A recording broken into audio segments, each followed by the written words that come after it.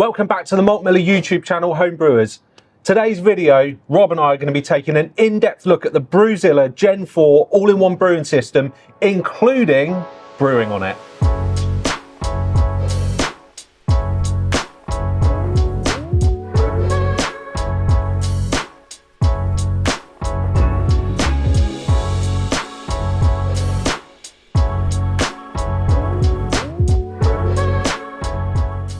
So actually, James, this is a two-part video. It is, yeah. Because we're going to be brewing on this, and then we are going to be fermenting on the BrewZilla. Yes, we are. And as well as that, we're going to be using another product from Kegland today, Rob, as well, which is the RAPT pill, which is their Bluetooth and Wi-Fi wireless hydrometer. For now, though, James, let's take an in-depth view of the BrewZilla. Rob, we do two different versions of the BrewZilla kind of configuration on our website, don't we? We do like the base unit, which is kind of straight out of the box, which if you've been brewing for a while, you might already have most of the accessories that you need. But then we also do a version which is like our ultimate package, which comes with everything to get going with this. So if maybe this is like your first brewing system, or you want to update some of your existing equipment, you can just one click order everything that you need. We've put it all together in one easy bundle, right? Yeah, and obviously all of these items are available separately on the website as well, so you don't have to buy the ultimate bundle to start off with. You can do it step by step. Take us through then some of the features of the BrewZilla. Okay, so we've got two elements in this product. We've got a 1900 watt element and a 500 watt element. Yeah, okay. Can be used individually or together. The Bluetooth and wireless RAPT system, it's Kegland specific, this. So you actually create a RAPT account. Once you've done that, it actually encompasses quite a few different products that they're doing now, some of which we've got, some of which we'll have in the future. And actually this is a system that's going to be just developed and developed. So yeah, absolutely. Yeah, so create yourself a RAPT account, and then this links directly to that wirelessly. Which we'll take you through shortly anyway, to kind of give you a step-by-step guide. But it's fantastic that we've got this. And actually on the Gen 4, the control box has been moved, hasn't it? So actually for brewing on the floor, you've got a nice handy little tilting and it display, tilts in different directions. Actually, that's really handy. So we've got a center drain, so it's 100% draining with a useful tap on the bottom as well for draining. Cam locks for the extension arm that goes on here that also doubles up for the whirlpool arm. Yes. Dead easy, really nice and easy to take on and off. Yeah, that's a really nice feature. Yeah, having cam locks on there is a really nice feature because it is really quick and easy to take things on and off, right? Yeah, exactly. We've also got a nice handy handle. Now, we've already used this machine, and when you're cleaning it, it's nice and easy to pick up and empty completely in the sink. That's a really great feature. Yeah. The other thing I really like about this as well is the grain basket has a two-stage lifting. So you can lift it halfway to do some of the drain and sparge, and then lift it the full way for that final drain through to really make sure that you get everything out from the mash. Other thing about the grain basket is you have a loose bottom in there, which makes it really convenient for cleaning up at the end. You can take that out, rinse everything through. It makes it really, really simple. And you also get a top plate as well that you can put on, which you put on top of the mash, similar to other systems for when you're recirculating through the mash. Yeah, and the hop filter is almost like a false bottom that goes in the bottom. So that's a double filter, the hop filter for when you're actually boiling. The other thing that it ships with as standard out of the box is the immersion chiller as well. Yeah. Which just goes straight into the kettle. The thing I do really think is a clever design on this is the way that the arms point out either side, right? Which means that, you know, you haven't got it sort of off to one side. You can get it right into the work and maximize the efficiency out of that work chiller. Yeah, actually it helps when you're whirlpooling as well, the fact that it's sat in the middle of the kettle. Yeah. Just some other features as well, James. We've got these clamps here. Now these aren't needed for the brewing process, apart from if you want to use the steam condenser, which is another product that you can add to this. Yeah, which makes it an absolute breeze for if you're brewing in like a kitchen or somewhere you just don't want steam building up, exactly, right? Yeah. Another really nice feature about the build quality is the stainless steel, right? So 304 stainless steel and debossed markings for the volume. Yeah. Also ships with a nice glass lid. Yeah, with double handles as well. And what are we talking about in terms of volume for this system, Rob? What size batches could we brew on it? The actual kettle itself is just over 30 litres. It's absolutely perfect for 23 litre, 40-pint batches. Let's move on to touching on some of the additional accessories which we've included in our kind of premium version of the BrewZilla. Rob, start off maybe with the jacket here. Really like the jacket. It's dead easy to put on. It comes with a separate section that goes over the whirlpool arm or recirculation arm as well.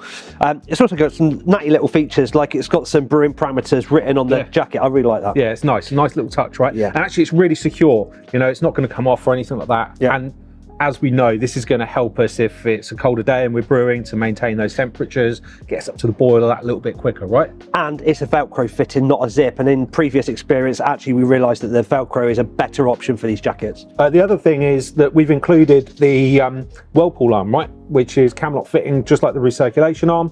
What's really nice about this is how low it gets into the system, so right to the bottom of the system. So when we're recirculating that whirlpool, we're getting maximum hop utilisation, right? Yeah, and actually concentrating that hot matter into the centre of the hot plate on the bottom of the vessel makes it really good. So touching on the hop filter plate, Rob, just lift yours up there, have a look underneath. What have we got there? That is the heat exchanger dish. That's actually a really useful addition. What it does, it makes all of the work that's inside the kettle touch more of the element for longer.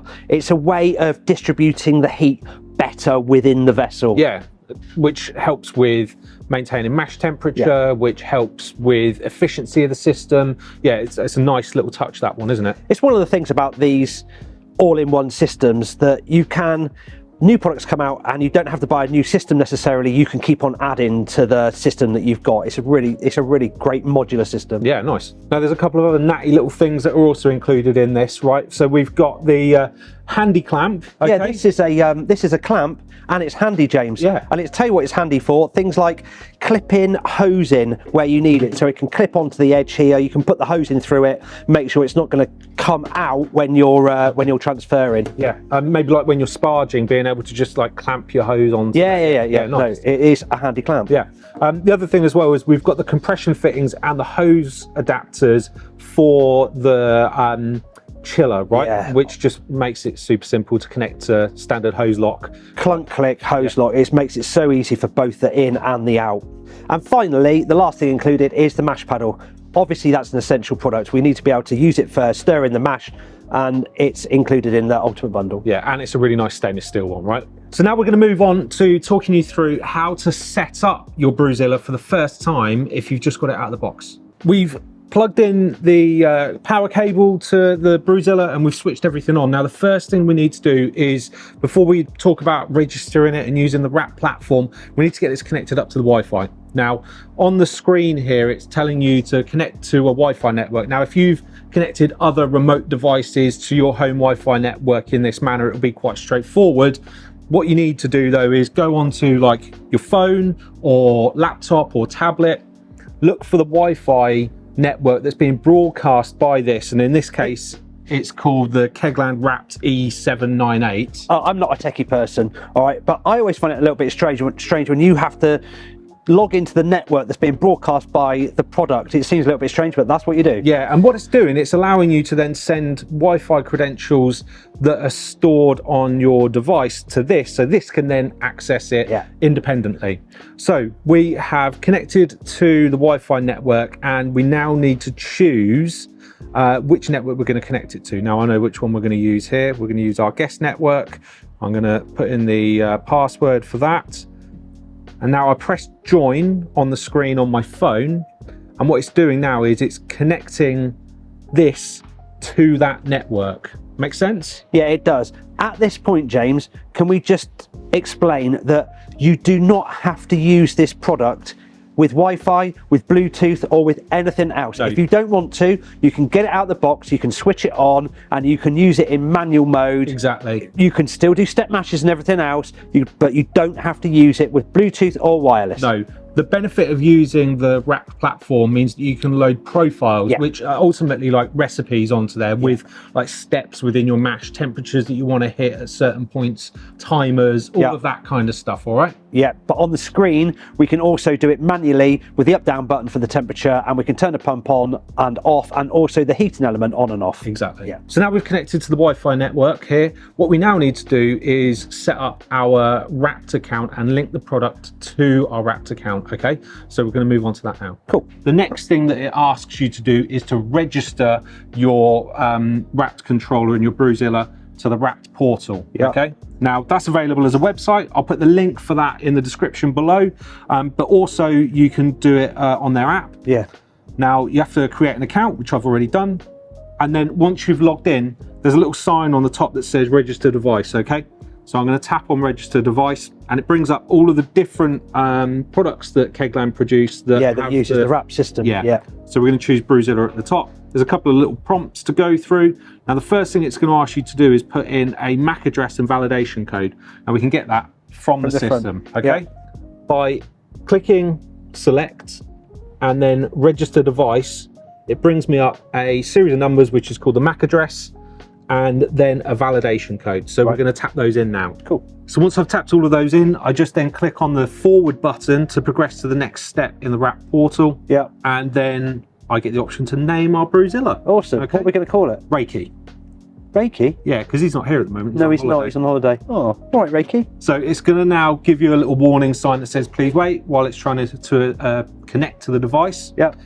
Now, if for whatever reason this doesn't work, which we've had come up a couple of times, it's important that once you're connected to Wi-Fi, you actually go into the settings on here and check for a firmware update. Now the firmware update, they don't call it a firmware update on here. It's called an over-the-air update, OTA update. But what they actually mean is a firmware update. Yes. Yeah. And we found that as soon as we did that, when we got this out of the box, it suddenly connected first time. Now we're connected again, so I can see that Reiki has appeared on my screen. There he is. I can control him from here. You know, you've got the option to start profiles, which, as we've talked about, is like mash profiles, recipes ultimately. We'll get notifications. So we are now fully connected. Reiki going to send us notifications? Reiki is going to send us notifications. Awesome. Rob, we've got Reiki set up, ready to brew on. I think we should now move on to getting ourselves brewing, don't you think? Yes, we are brewing one of our true to style recipes, which actually, James, you've been instrumental on putting onto the website and developing some of the recipes, and they've been a massive hit. Yeah, they are all focused on kind of the BJCP style guidelines loosely, but the main purpose of those is 23 litres of finished wort and under 25 quid, all right? Yeah, they've been absolutely really popular, and today we are brewing a best bitter. So James, we're up to strike temperature. Yeah. How did we get there? Well, I built a profile on the RAPT app, which had, it's got a few different steps because it's going to manage the mash temperature for us. I set the first step to be our strike temperature. Now we have to remember that the grain is a little bit cooler than the water, so it's actually going to naturally bring the temperature down. Yeah, of course, as is the malt pipe. So we've set it a bit higher. So we set, for this recipe, we set our temperature to 70 degrees. We're going to mash it about 66, okay? So that should come down once we've doughed in and put the grain basket in. Then we'll be able to trigger it to start the mash process once we've hooked up the recirc and everything, all right? So really, first thing to do is get ourselves doughed in. Let's do it. Lid off. Let's get the grain basket into place. Now we've got 16.5 litres of strike water in here, and we're going to be sparging with a further 15.5 litres. Are you going to do some stirring action? I am, go for it. We've done a basic water treatment on this, just use some sodium metabisulfate to remove the chlorine. Oh, that smells delicious. I know, and then just treated with a little bit of AMS as well. So that's all our grain in. Now we just need to add our top plate, which is just going to help settle the mash. Lid goes on, and then if we want to set the recirc arm in, pop that in place on the cam lock. Taps in the right position, yep, cool. And then just settle this in on top. What we can now do is turn the pump on, which is that button there. Do you want to do that for me, Rob? And start recirculating our mash. Awesome. All right. Now I can hit go on here, and it's now going to continue through that mash profile for us, which is going to count down and then tell us when we've hit our 60-minute mash time. It's then going to move on to the mash out, and it will ramp the temperature for us because I've built that into the profile, and then it will hold it there for 10 minutes once we've hit that 75 degrees. Awesome. So we'll come back once the mash is done. Let's do its thing.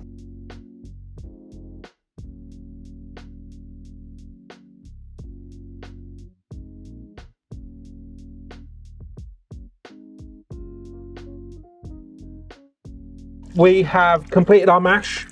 We've pulled the mash pipe out. We did the 2-stage thing, so we just put it onto the first set of legs just for a little bit, just to let the mash drain through. I actually really like that feature because obviously it stops liquid coming out of the like over the side. Yeah. The other thing we've done is we've ramped the temperature in the mash below to 98, just so that as we're sparging, the wort underneath is coming up to temperature. Yeah. All that remains now is for us to really get the rest of the sparge water in, which you're going to do. A few things on mashing that we've learned, right? First and foremost, make sure you've got the PID setting turned on in the controller, because to begin with, our mash temperatures were all over the place.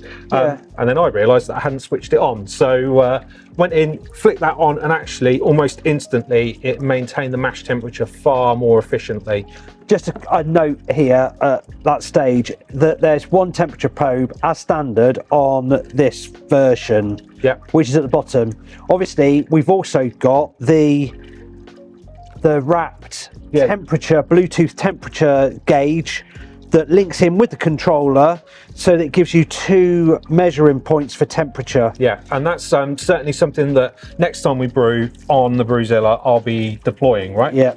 Another top tip that we've discovered when you are recirculating the mash, now you have the ability to control the speed of the pump on this, but it's not actually controlling the flow speed or the speed of the impeller, it's pulsing the pump on and off.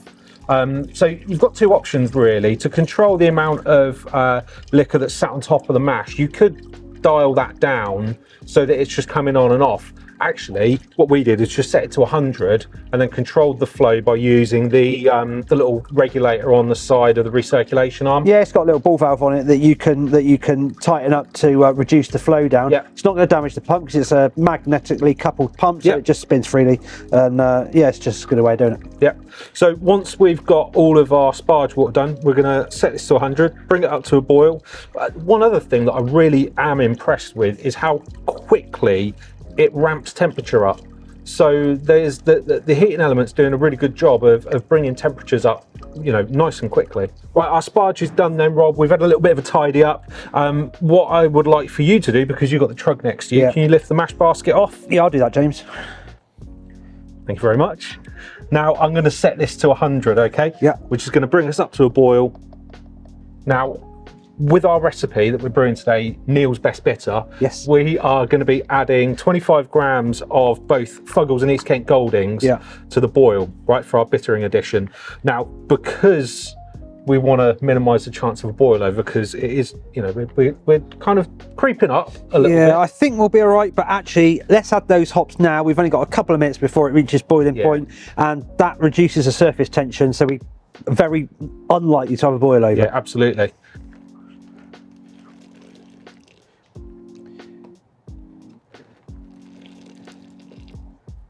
Right, so do you want to grab the mash paddle, just so we can give this a little bit of a stir, just to kind of make sure everything's nicely incorporated. Boom.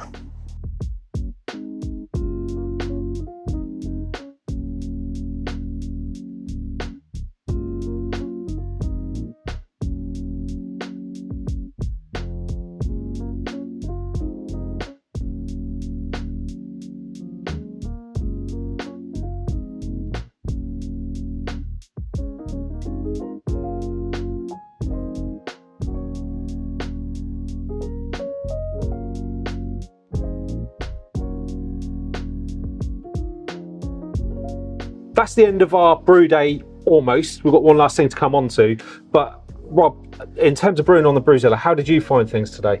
I actually really enjoyed it. We've brewed on many of these single vessel systems now, so they basically work on the same premise, all of them. This has been a really good system. We struggled in a couple of different areas. Yeah, we did. That was totally down to us rather than the machine, and I think that highlights a couple of things. We are experienced in brewing on single vessel systems. We don't know that system through and through yet. That's why we're doing this and we're learning. It's not a simple plug and play system. No. If you're going to use it with Wi-Fi, that takes a little while to set up. I'm sure actually, if we'd done our first brew with a completely manually, there would have been no issues at all. No, I agree. I think there was a couple of things for me that I would say you need to just remember and look into. One, understand the platform if you're going to use the Wi-Fi capability of the RAPT system. Like, watch some videos, get into how the setup of a profile works, setting the alerts, that kind of stuff. Make sure that you use the PID feature as well to manage the mash temperature. Well, that was really important actually, because we didn't know the system, we just presumed that it would automatically use the PID if it's got one in there. Obviously, it's going to use it. Well, no, obviously it doesn't. You have to turn it on. Yeah, I had to go into the settings, turned it on, and that absolutely stabilised our mash temperatures. Yeah. The one thing that I really am blown away with is how good the boil was on this. Yeah, it really was quite a vigorous boil, wasn't it? Yeah. And it got there quite quickly as well. You have to set it above 100 degrees so that it doesn't cap it and switch off the heating element, which means you could drop below 100 degrees without hitting a boil. But you set it just above it and it gets there and it just keeps going, and it is vigorous, right? We're really keen now to have another brew with this in the not too distant future, to really see the learnings that we've had from today, how they follow through into our next brew, right? Yeah, really looking forward to it. And actually, every time we brew, we can add another product on, another system, and change so that we can keep updating it. Yeah, and keep adding to our own knowledge and experience of how the platform works, right? So the last thing which we haven't shown yet is actually transferring the wort into our fermenter. Now, we said at the beginning of this video that we were going to be doing an entirely like BrewZilla, Brewday. So this is going to be a two-parter. And in the next part, we're going to be showing you the whole transfer into our BrewZilla. And then we're going to be talking about fermenting with that BrewZilla and using the RAPT pill to monitor our specific gravity and temperature throughout our brew. Yeah, and actually there's a dry hop on this beer, just a small dry hop, but there's a dry hop on that beer as well. So we can talk about how we're gonna dry hop using the BrewZilla. Should be really good. Yeah, really looking forward to it. Now, to make sure that you do not miss that second part, subscribe to our channel, hit the bell for notifications so you can stay up to date with everything we've got going on. And we've got a back catalogue that is really vast on our YouTube channel now, so make sure you check some of those out. And of course, you can follow us on Facebook, Instagram, and Twitter. Have a great brew.